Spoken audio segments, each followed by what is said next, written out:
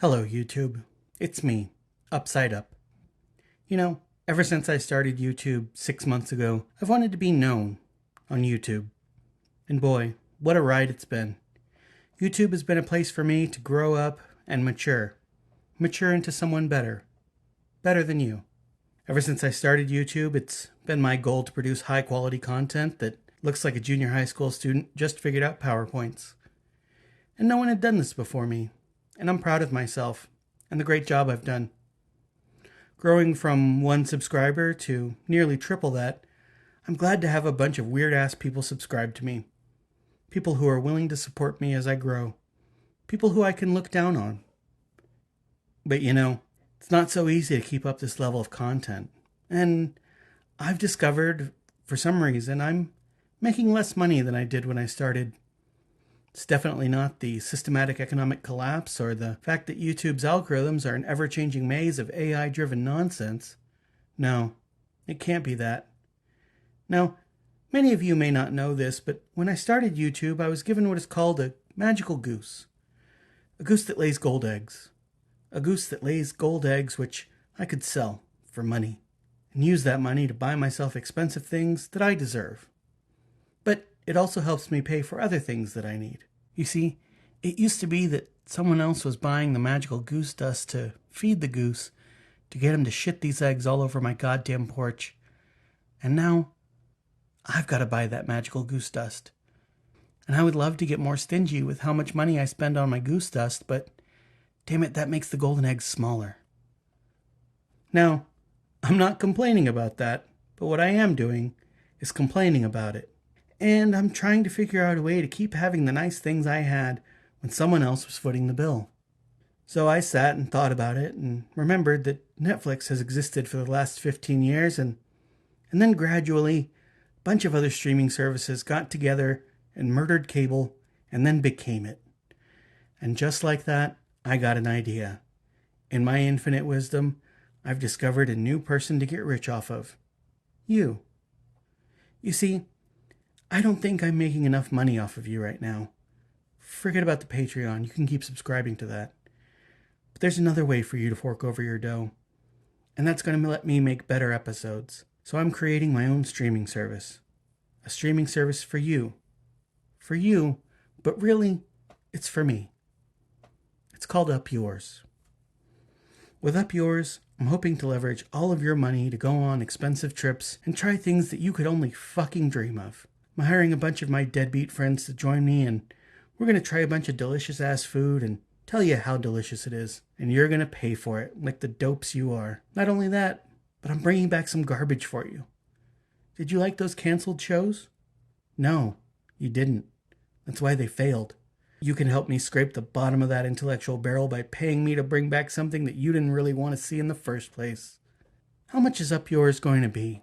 Well, I think everyone should be able to give me money. So it'll be about $3.50. $3.50. Everyone can do that. I know most of you are paying for things like rent and bills, but never mind all that. You better be ready to give me that $3.50, you cretinous hominid. You'll all find me at goupyours.com. Whenever you remember what I think of you, just think, Up Yours. Please, don't make me fire my housekeepers.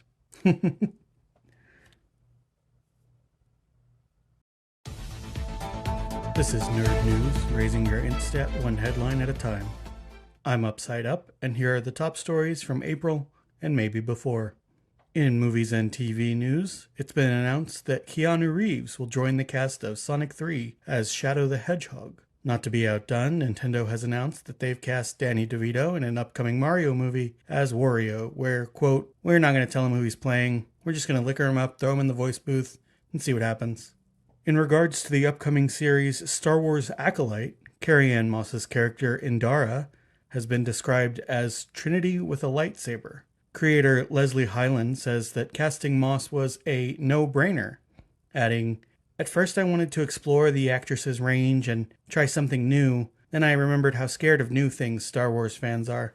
Alex Garland, director of the recently released movie Civil War, which sees America plunging into a second intra-country conflict, was asked by Vulture what he would say to someone who calls it irresponsible to release such a film during an election year. Garland responded that releasing it now might be irresponsible, but releasing it later would change the film's genre from speculative fiction to documentary. In music news, the sometimes comedian, sometimes musician, sometimes talented Will Smith made a surprise appearance at Coachella this year, performing the hit theme song from the 1997 Men in Black while dressed in character. At the end of the performance, he held up the mind-erasing neuralizer and asked, "Can we just go back to when this would have been interesting?" In a recent interview with Standard, Courtney Love described Taylor Swift as, quote, "not important," saying she, quote, "isn't interesting as an artist." Love also described Swift as a, quote, "safe space for girls." Although this statement may be controversial, this would explain why Swift is so unpopular with Republicans, as the two things they hate the most are safe spaces and girls. Speaking of Courtney Love, everyone immediately forgot about her when Taylor Swift's Tortured Poets Society released, because, as it turns out,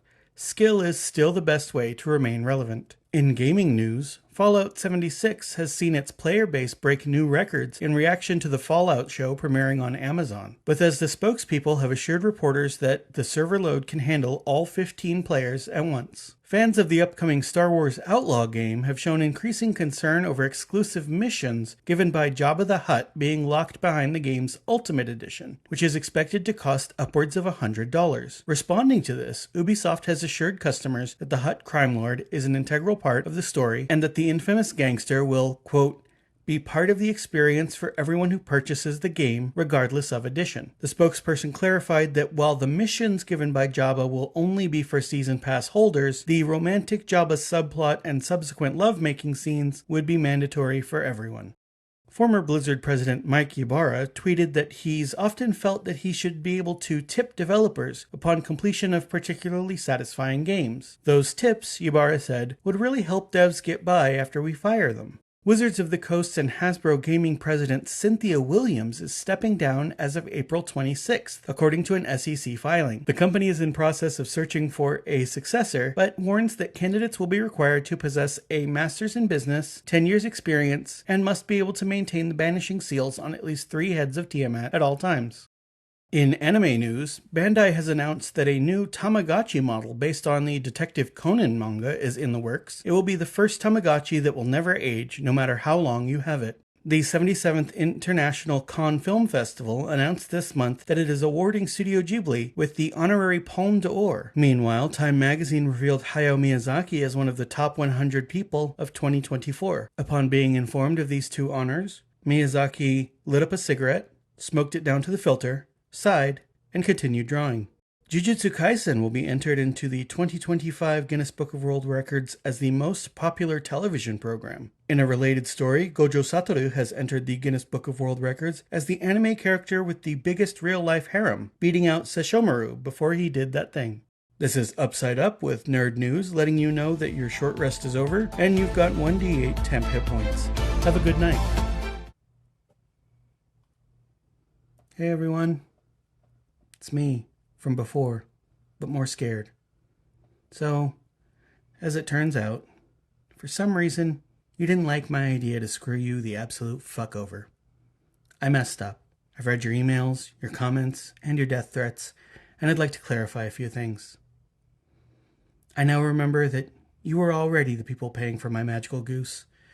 And while I didn't say that before, I suppose some of the success of my brilliance is because of you. So hey, listen, I'm sorry. Like, for realsies.